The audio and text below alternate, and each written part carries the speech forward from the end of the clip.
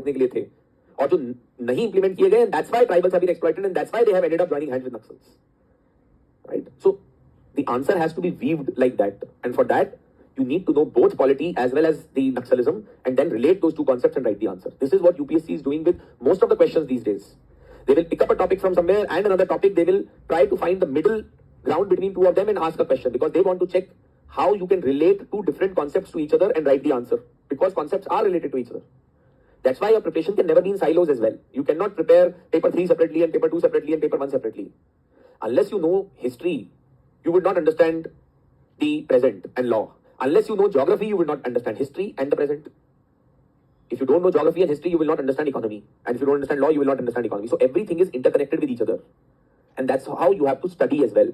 Otherwise, अगर आप अलग अलग टॉपिक करके पढ़ेंगे, क्वेश्चन आएगा जहां पे वो चाहता है कि आप सोच के लिखें. You will not be able to do that in the examination hall. That has to be done outside. You have to start thinking like that. That's why reading newspapers becomes so important. That's why reading articles by prominent personalities in newspapers becomes so important, because then you start understanding how topics relate to each other. You cannot just get that from books or from attending classes. You have to read newspapers. Anyway, so the declaration